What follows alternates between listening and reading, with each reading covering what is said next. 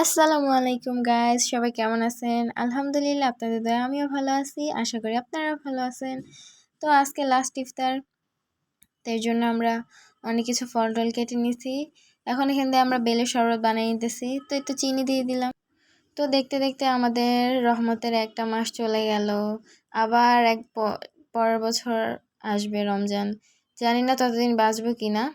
তো পরের বছর যেন বাঁচতে পারি এবং রহমতের এই মাসটা যেন আবার পাই, তার জন্য দোয়া করব সবার জন্য। তো এখান দিয়ে আমাদের ফলগুলো কাইটে নিতেছি, তরমুজ কাটতেছি আমি।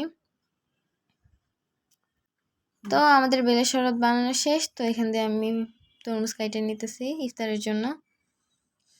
দেখতে দেখতে আমাদের রহমতের একটা মাস চলে গেল। এখান দিয়ে আমি সেই ইফতারের খুবই কষ্ট লাগতেছে। তো তরমুজ তো আমার অনেক পছন্দের। কার কার তরমুজ পছন্দ অবশ্যই জানাবেন। ফলের মধ্যে তরমুজ, আম, লিচু এগুলো আমার খুবই ভালো লাগে। তো এখান দিয়ে আবার বড়ি ধুয়ে নিতেছি ইফতারের জন্য। বেছে বেছে পাকা বড়িগুলো নিতেছি, কাঁচাগুলো রেখে দিলে ওগুলো পেকে যাবে, তখন আবার ওগুলো খাবো। তো ইফতারের জন্য সব কিছু রেডি করতেছি আস্তে আস্তে। তো বাহিরে আজকে অনেক গরম, তাই ইফতার বেশি কিছু ঘরে তৈরি করা হয়নি। বেশিরভাগ জিনিসই বাইরে থেকে নিয়ে আসছি ইফতারের জন্য। তো এই তো এখানে অনেক কিছুই কিনে আনছি, দই, তারপরে পেঁয়াজু, আলু চপ, এগুলো অনেক কিছুই। তো আমার যেহেতু নতুন চ্যানেল, অনেক ভুল ত্রুটি হয় আমার।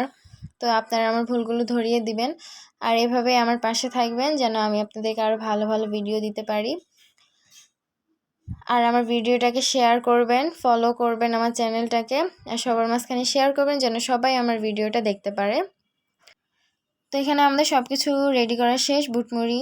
তো আর ইফতারের 10 মিনিট বাকি আছে। তো আমরা সব কিছু এখন রেডি করে নিতেছি। তো সবাই আমাদের পাশে থাকবেন, ভালো থাকবেন। আল্লাহ হাফেজ, আসসালামু আলাইকুম।